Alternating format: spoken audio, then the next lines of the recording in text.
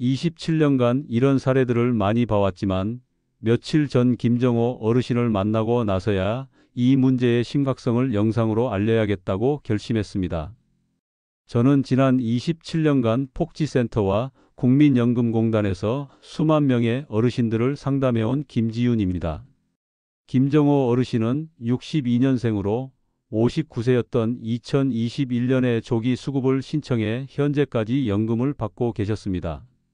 퇴직 후 생활이 급해 내린 결정이었지만 막상 받아보니 월 100만 원 받을 예정이었던 연금이 70만 원밖에 나오지 않아 매우 당황하셨다고 해요. 이번 상담에서 다시 계산을 해드렸더니 85세까지 기준으로 총 9,360만 원의 손해가 발생한다는 걸 알게 되셨고 어르신의 얼굴이 하얗게 변하더라고요. 한동안 말씀이 없으시다가 떨리는 목소리로 "그럼 이제 돌이킬 수 없는 건가요?" 라고 물으셨습니다. 김정호 어르신 같은 분들이 얼마나 많은지 아시나요? 국민연금공단 내부 자료를 보면 수급자 10명 중 7명이 자신의 상황에 맞지 않는 시기에 연금을 받기 시작해서 평생 손해를 보고 있습니다. 그 손해 규모는 적게는 수천만 원, 많게는 1억 원이 넘는 경우도 있습니다. 더 놀라운 건 반대 경우도 많다는 겁니다. 65년생 박선미 씨는 5년 연기하면 36% 더 받는다는 말만 듣고 무작정 미루셨어요.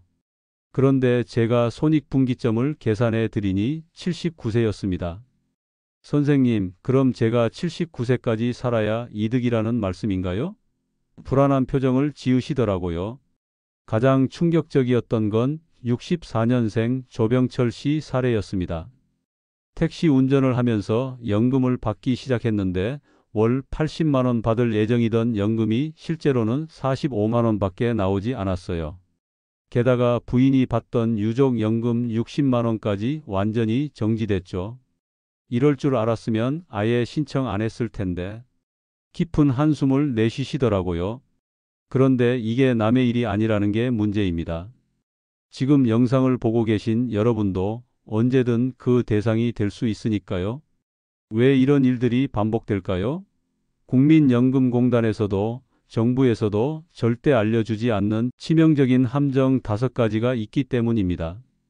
조기 수급에 숨겨진 덫, 연기 수급의 착각, 그리고 소득활동 병행 시 벌어지는 이중 손실까지 말이에요. 이 함정들을 모르고 결정하면 몰라서 평생 후회할 수밖에 없습니다. 이제부터 제가 직접 상담했던 실제 사례들을 통해 그 함정들을 하나씩 공개해 드리겠습니다. 여러분의 30년 노후 이 영상이 완전히 바꿔드릴 수 있습니다. 그럼 첫 번째 함정부터 말씀드리겠습니다. 바로 조기 수급에 숨겨진 덫입니다. 65년생 이정태 어르신이 작년 초 제 상담실을 찾아오셨어요. 퇴직 후 생활비가 급해서 59세에 조기 수급을 신청하셨다고 하더라고요. 선생님, 그런데 받아보니까 생각보다 너무 적어요. 뭔가 잘못된 건 아닌가요? 걱정스러운 표정으로 물으셨습니다. 제가 가입 내역을 확인해 보니 원래는 정상 수급 시 월 100만 원을 받을 수 있는 분이셨어요. 그런데 조기 신청으로 매달 30만 원씩 적게 받게 되면서 실제 수령액은 70만 원에 불과했던 거죠. 어르신, 계산해 보겠습니다. 제가 계산기를 두드리며 말씀드렸어요. 30만 원씩 12개월이면 연간 360만 원, 85세까지 26년간 받는다면 총 9,360만 원의 손실이 발생하는 셈입니다. 그때 어르신의 얼굴이 서서히 굳어지셨어요. 9천만 원이 넘는다고요? 정말인가요? 믿기지 않는다는 표정이셨죠. 단순히 연금을 5년 앞당겨 받는다고만 생각하셨지 평생 30%가 감액된다는 사실은 전혀 모르고 계셨던 겁니다. 그래서 대안을 설명드렸습니다. 퇴직금이 있다면 그걸 먼저 활용하시고 배우자분이 파트타임으로 조금이라도 소득 활동을 하시면 가계에 보탬이 됩니다. 기초연금 신청도 고려하실 수 있고요. 조기 수급은 정말 다른 모든 방법을 다 써본 다음에 마지막 수단이어야 한다고 말씀드렸어요. 이걸 미리 알았다면 절대 신청 안 했을 텐데. 어르신이 깊은 한숨을 내쉬셨어요. 안타깝게도 이미 신청한 조기 수급은 되돌릴 수 없습니다. 혹시 지금 이 영상을 보시는 분들 중에도 조기 수급을 고민하고 계신 분이 있으신가요? 이정태 어르신처럼 후회하지 않으려면 반드시 다른 방법부터 먼저 살펴보셔야 합니다. 한 번의 선택이 평생을 좌우할 수 있으니까요. 두 번째 함정은 연기 수급에 대한 달콤한 착각입니다. 63년생 박선미 어르신은 남편과 함께 작은 카페를 운영하고 계신 분이에요. 지인으로부터 연금을 5년 늦게 받으면 36%더 받는다는 얘기를 들으셨다면서 정말 그런지 확인해 달라고 하시더라고요. 제가 박선미 어르신의 예상 연금액을 확인해 봤습니다. 정상 수급 시 월 120만 원을 받을 수 있는 분이셨어요. 5년 연기하면 36% 증액되어 월 163만 원, 즉 43만 원을 더 받을 수 있다고 설명했습니다. 연간으로 계산하면 516만 원이지만 세금 등을 고려한 실수령액은 대략 432만 원 정도의 추가 혜택이 된다고 설명했습니다. 박선미 어르신이 환하게 웃으시면서 무조건 연기하는 게 좋겠다고 하시더라고요. 카페 운영으로 당장 수입이 있으니 연금을 미뤄도 괜찮다고 생각하셨던 거예요. 그런데 제가 손익분기점을 계산해 보니 결과가 달랐습니다. 79세였어요. 79세까지 살아야 이득이라는 말에 갑자기 박선미 어르신의 표정이 어두워지시더라고요. 더 자세히 설명해 드렸습니다. 박선미 어르신이 만약 75세에 돌아가신다면 연기했던 5년 동안 받지 못한 7,200만 원은 영원히 잃어버리는 거라고요. 게다가 어르신의 어머니는 73세에, 아버지는 76세에 돌아가셨다고 하시더라고요.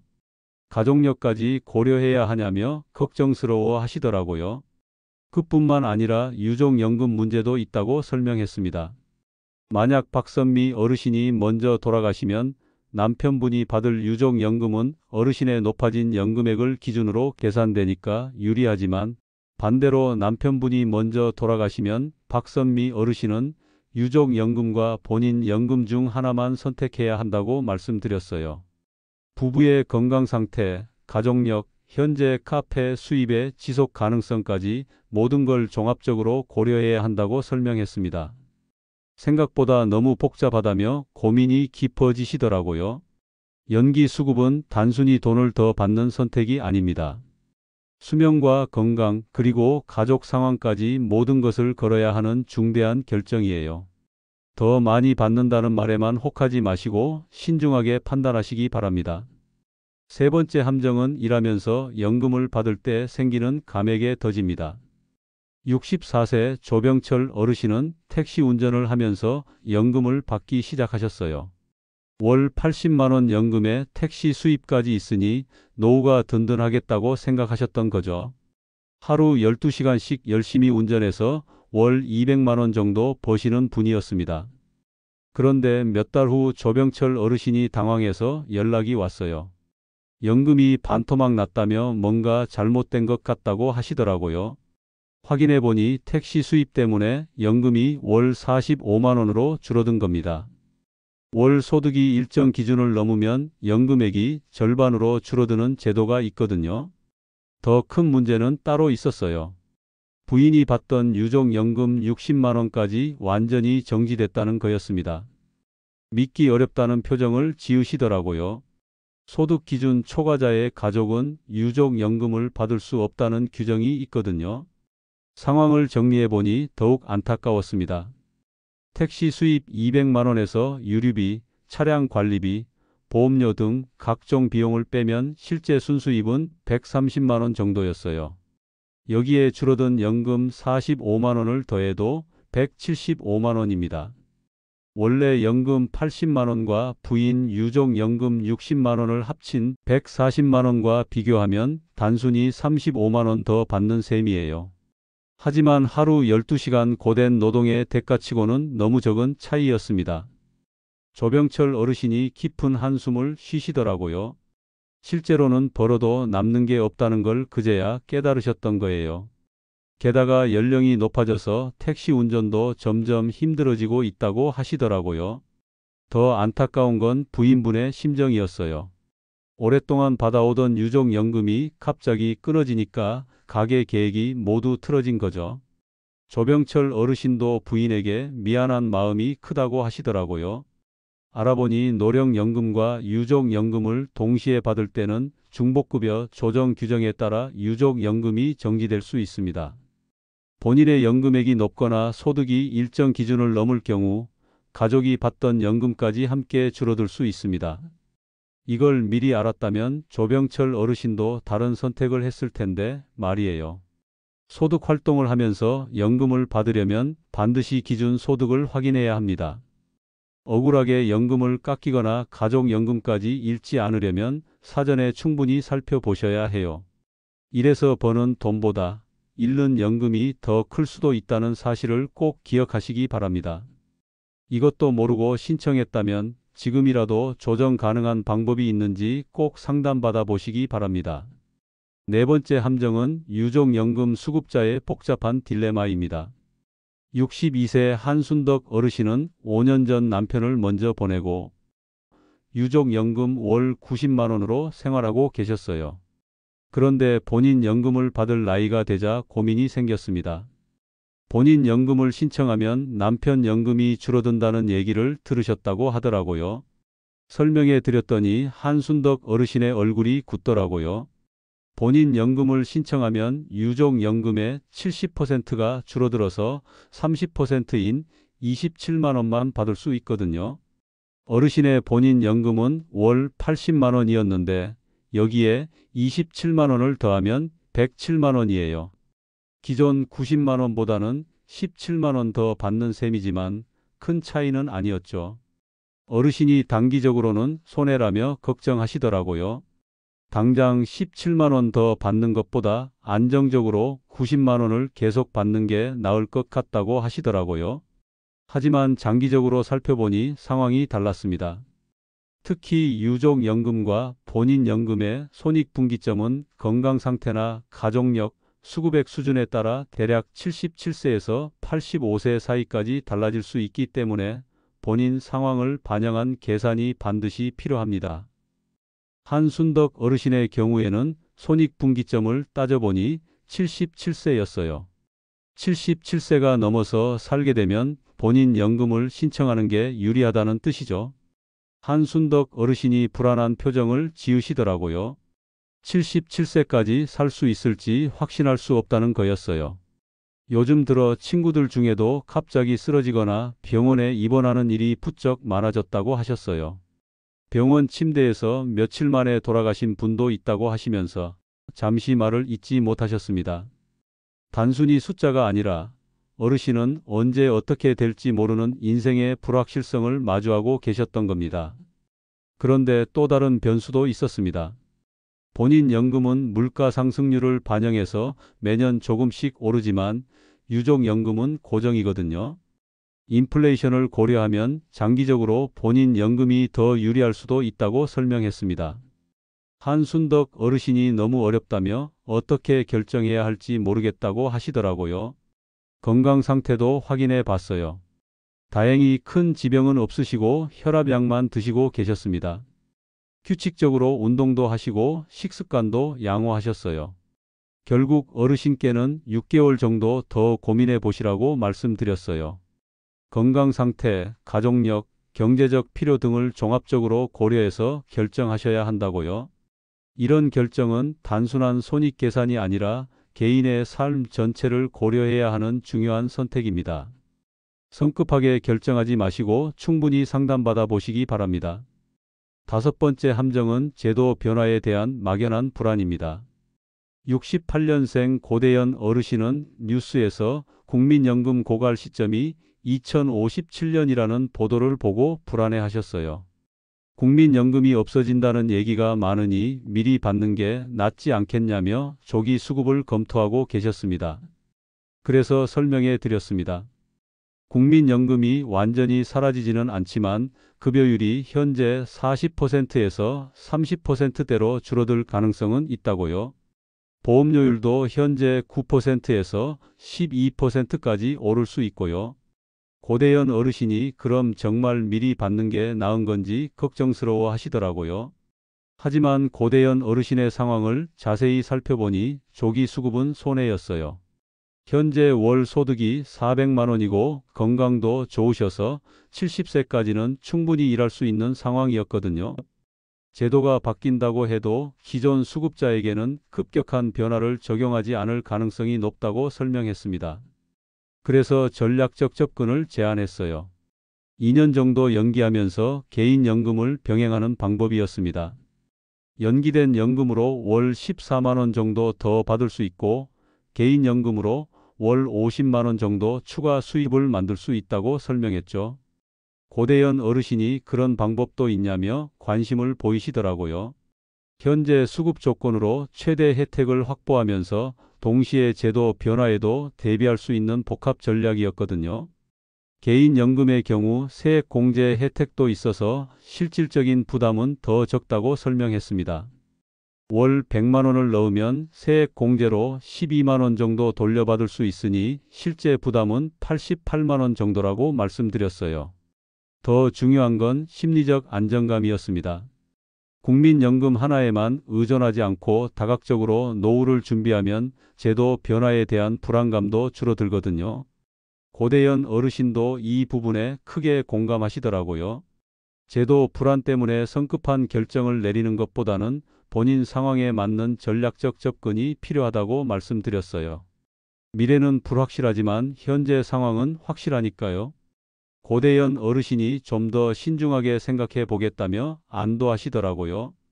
여러분도 제도 변화에 대한 막연한 두려움보다는 현실적이고 구체적인 대비책을 세우시기 바랍니다. 국민연금과 개인연금을 적절히 조합하면 어떤 변화가 와도 든든한 노후를 보낼 수 있을 겁니다. 지금까지 5가지 사례를 통해 국민연금의 함정들을 살펴봤습니다. 그럼 어떻게 해야 실수 없이 결정할 수 있을까요? 가장 중요한 건 내 상황이 다르다는 걸 인정하는 겁니다. 앞에 사례자분들은 모두 각자 다른 결론에 도달했거든요. 획일적인 답은 없어요. 첫 번째로 고려해야 할 건 현재 소득 상황입니다. 당장 생활비가 절실한지 아니면 여유가 있는지에 따라 선택이 달라져야 해요. 퇴직금이나 다른 수입원이 있다면 조기 수급을 서두를 필요가 없겠죠. 두 번째는 건강 상태와 가족력이에요. 부모님과 형제 자매들의 수명을 보면 대략적인 예측이 가능하거든요. 장수 가족이라면 연기 수급이 유리할 수 있지만 그렇지 않다면 신중하게 판단해야 합니다. 세 번째는 배우자와 가족 상황입니다. 유족연금 수급 여부, 배우자의 소득 활동 가능성, 자녀들의 경제적 지원 여부까지 모두 계산에 넣어야 해요. 특히 유족연금을 받고 계신 분들은 본인 연금과의 관계를 꼼꼼히 따져봐야 하고요. 네 번째는 다른 노후 준비 상황이죠. 개인연금, 퇴직연금, 부동산 임대 수입 등 다른 수입원이 있는지 확인해야 합니다. 국민연금에만 의존한다면 더욱 신중한 선택이 필요해요. 마지막으로 제도 변화에 대한 대비책도 필요해요. 국민연금만 의존하지 말고 다각적인 노후 준비를 해야 한다는 뜻이에요. 개인연금이나 다른 투자도 병행하시는 게 좋습니다. 그런데 상담하다 보면 어르신들이 자주 하시는 말씀이 있어요. 내가 낸 돈인데 왜 이렇게 복잡하고 손해를 봐야 하죠? 이해가 됩니다. 하지만 복잡하다고 해서 대충 결정하면 평생 후회할 수 있어요. 또 어떤 분들은 주변 얘기만 듣고 무작정 따라 하시기도 해요. 이웃집 어르신이 조기 수급했다고 해서 아니면 연기 수급이 좋다는 소문만 듣고 결정하시는 거죠. 하지만 남의 상황과 내 상황은 전혀 다를 수 있습니다. 무조건 당기지도 마시고 무조건 미루지도 마세요. 내 상황에 맞는 최적의 시점을 찾는 게 가장 중요합니다. 혼자 판단하기 어렵다면 전문가와 상담받아 보시길 권해드려요. 한 번의 올바른 결정이 30년 노후를 좌우할 수 있으니까요. 이 영상을 끝까지 보신 여러분, 정말 현명한 선택을 하셨습니다. 혹시 지금도 후회할 선택을 하고 계신가요? 하지만 괜찮습니다. 지금이라도 바로잡을 수 있습니다. 이 영상을 본 지금 이 순간부터 여러분은 다른 선택을 할 수 있습니다. 김정호 어르신처럼 이미 조기 수급을 신청하셨다면 지금부터라도 다른 수입원을 어떻게 준비할 수 있을지 점검해 보세요. 박선미 어르신처럼 연기를 고민 중이시라면 손익분기점을 정확히 계산해 보는 게 먼저입니다. 무엇보다 중요한 건 지금 당장 행동에 나서는 것입니다. 시간이 흐르면 선택의 폭은 점점 줄어듭니다. 국민연금 홈페이지에 들어가 내 예상 연금액부터 꼭 확인해 보세요. 그리고 가족들과 함께 솔직한 대화를 나눠보시길 바랍니다. 주변에 비슷한 고민을 안고 계신 분이 있다면 이 영상을 꼭 공유해 주세요. 한 사람의 올바른 선택이 가족 전체의 미래를 바꿀 수 있습니다. 조병철 어르신처럼 가족 연금까지 잃는 일이 없도록 미리 알려주시기 바랍니다. 그리고 마지막으로 한 가지 더 기억해 두셨으면 합니다. 여러분의 노후 준비는 국민연금만으로 충분하지 않습니다. 앞으로도 여러분에게 실질적으로 도움이 되는 정보로 계속 찾아뵙겠습니다. 든든한 노후를 위한 모든 방법, 저와 함께 하나씩 알아가 보시죠. 여러분의 경험이나 궁금한 점, 좋은 의견을 댓글로 남겨주세요. 그 한마디가 다른 분들에겐 큰 도움이 됩니다. 그리고 그 한마디가 지금 이 순간 누군가의 마음을 살릴 수도 있습니다. 30년 노후를 바꾸는 건 단 한 번의 올바른 선택입니다. 지금 바로 행동하세요. 당신의 선택이 내일을 바꿉니다. 감사합니다.